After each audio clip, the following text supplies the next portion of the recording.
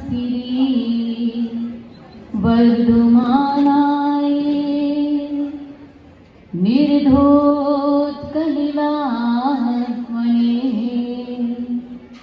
सालोकानां त्रिलोकानां यद्विद्यादर्पणायति यद्विद्यादर्पणायति।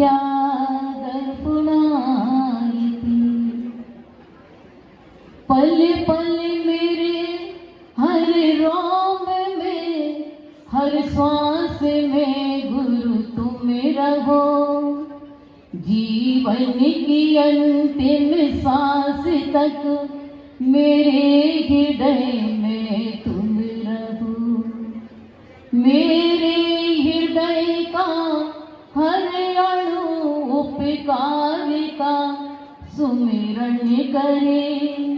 मेरे हृदय की धड़कने तुम नाम ही रटती रही।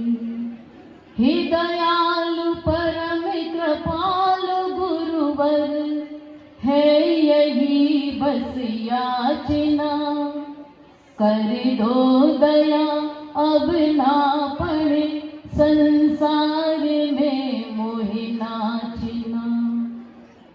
हे पास मेरे क्या करूं प्रभु आपको अर्पण करूं।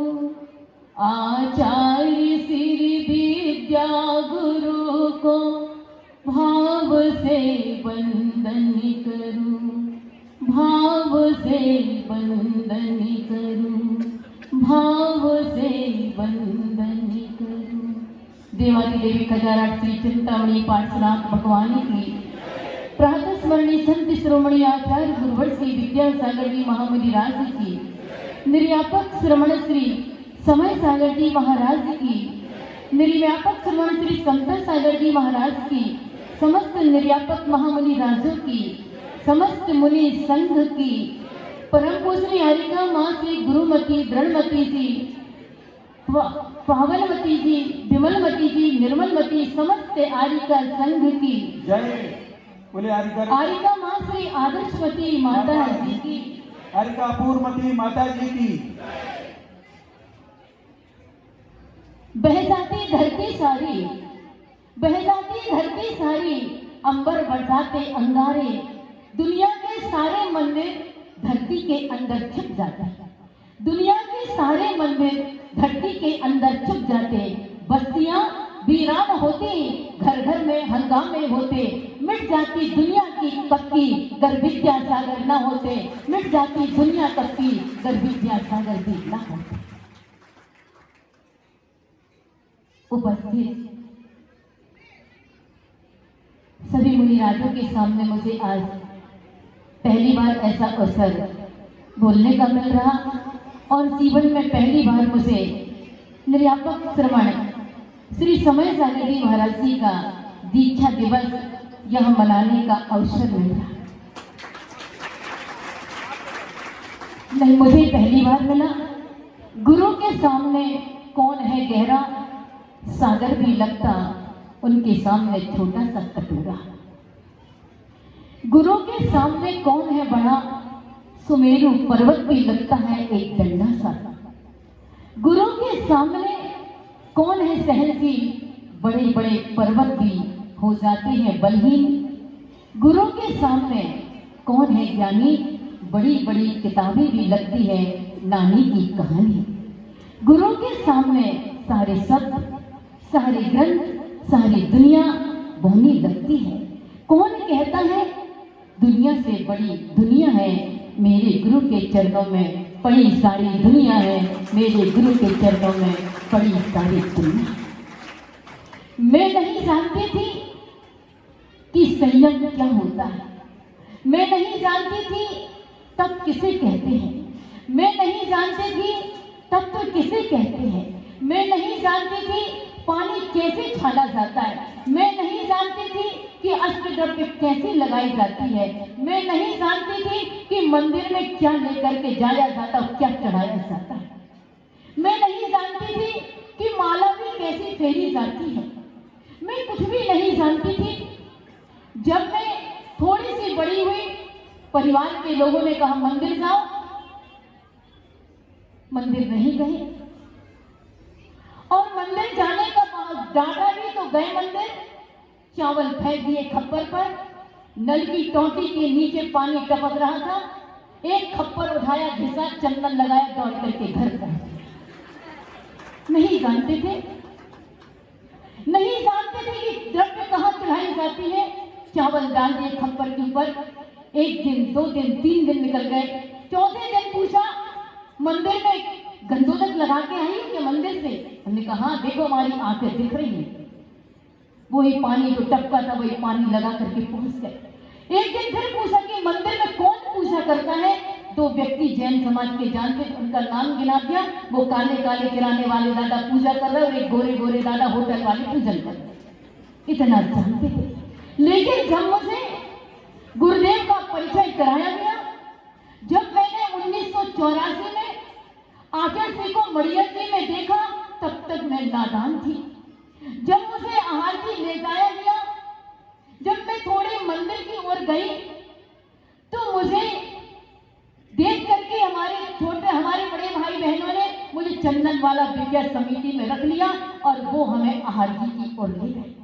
मेटाडोर पर गए थे, रास्ते में हमारी दीदियां भैया बता रहे थे कि जो आंख नीचे करके बैठते हैं, जिनकी गर्दन झुकी रहती है, जिनकी पीठ झुकी रहती है और सामाजिक में तनी रहती है, ऐसे एक मुनिराज है, उनको तुम देखना। मैंने कहा कैसे देखोगे भैया, बताओ कैसे देखो?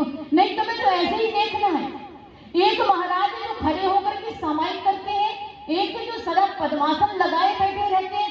सबका परिचय हमें गाड़ी में बता दिया आहार जी की यात्रा करते करते।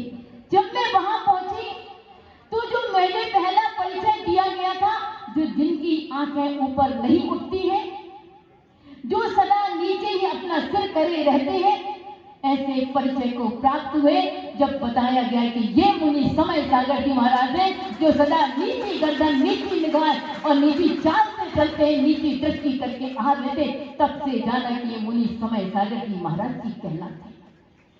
ऐसे महामुनिराज, ऐसे ज्येष्ठ श्रेष्ठ मुनिराज के पावन चरणों में मैं बार बार कोटि सा नमस्कार करती हूँ कि आपका परिचय मुझे उस बचपन में मिला था और आज भी आपका परिचय वही है। आपकी नीची नजर, आपका नीचे देखना, आपके आगम के ज्ञाता, आपके जीवन में मैंने पूज्यपाद स्वामी की वह गाथा पढ़ी थी, ब्रूवन नपी न ब्रूते गच्छन नपी न गच्छति, वो गाथा और आपको मिलाया।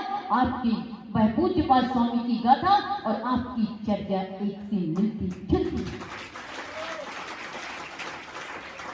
जब मैंने सत्तु बंधु भगवो प्रवचन सार की चरणामी चूलिका की गाथा पढ़ी, समता सत्तु बंधु भगवो समसो दुखो पसंद निंद समो समलोटे कांचन पड़ो जीवित मरने समो।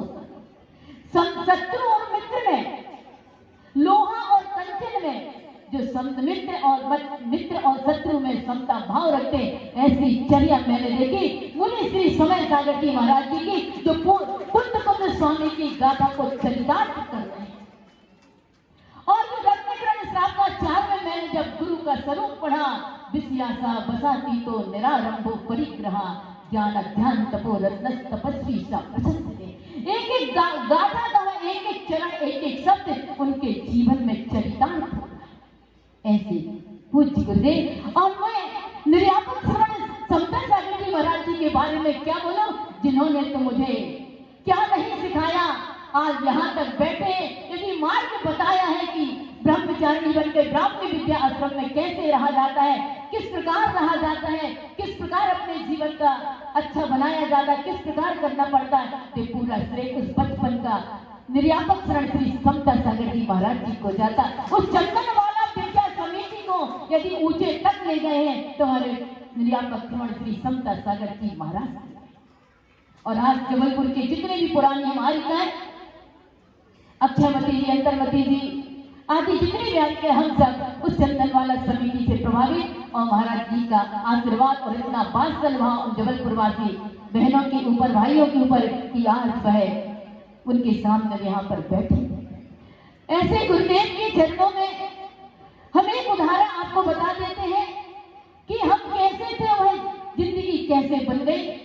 ऐसे पूज्य गुरुदेव के पावन चरणों में कि वह हाथी जिसकी आंखों से दिखना कम हो गया, अवस्था बुजुर्ग हो गई, पैर लड़खड़ाने लगे। हाथी को वह बहुत तेज प्यास लगी, लेकिन आंखों में दिखना कम हो गया था। वह जा रहा था सरोवर की ओर पानी पीने के लिए, और वह गया, लेकिन पानी नहीं दिखा, और जाते जाते उस सरोवर में हाथी के पैर धंस गए, कीचड़ में धंस गए। सरोवर में कीचड़ का किनारे पर उसके पैर धंस गए। वह पानी नहीं पी सका। 1 दिन, 2 दिन, 3 दिन तक वह हाथी उस कीचड़ में फंसा रहा। लोगों को चिंता हो गई, इतना विशालकाय हाथी कीचड़ में फंसा है। बहुत कोशिश की गई निकालने की, बड़े बड़े लोग गए वहां पर, बुजुर्ग गए, सब गए, परंतु वहां उस हाथी को निकालने में वह सफलता प्राप्त नहीं कर सके। और वह बात पहुंच गई राजा के पास। राजा भी देखने के लिए आया कि जिसने इतने युद्ध किए, युद्ध में जीता, और वह हाथी की ये दशा। राजा आया, देखा, दुखी हुआ, इतना शौर्यशाली बहराल हाथी आज कीचड़ में धंस गया। उसे याद आया, उसने लोगों से कहा कि जाओ उस महावत को लेकर के आओ। महावत आया और उसने देखा कि हाथी तो दलदल में फंसा है। उसने कहा कि जाओ वहां रणभेरी रखी है, लेकर के आओ। वह महावत के पास रणभेरी आई और महावत ने रणभेरी बजाई। उस हाथी को अपने शौर्य का याद आ गया, और रणभेरी की आवाज सुन करके उस दलदल से, कीचड़ से हाथी चिघाड़ता हुआ बाहर निकल करके आ गया। ठीक इसी तरह गुरुदेव ने बुंदेलखंड में आकर के ऐसी रणभेरी बजाई, ऐसी रणभेरी बजाई। हम सब विषय कसायों के दलदल के कीचड़ में फंसे थे, उनकी रणभेरी की आवाज कर्नाटक सब जगह तक पहुंची, तो वहां से भी आए। हम लोग के बुंदेलखंड में आवाज पहुंची, घर घर में आवाज पहुंची, गांव गांव में आवाज पहुंची। हम सब उस दलदल और कीचड़ से निकल करके आ गए ऐसी रणभेरी की आवाज सुन करके। आप लोगों ने भी रणभेरी की आवाज सुनी, और आप भी अपने जीवन में इस प्रकार आज संयम महोत्सव, मुनिराज का 44वां दीक्षा दिवस, जिन्होंने रणभेरी की आवाज सुन करके अपना सारा जीवन गुरु के चरणों में समर्पित कर दिया।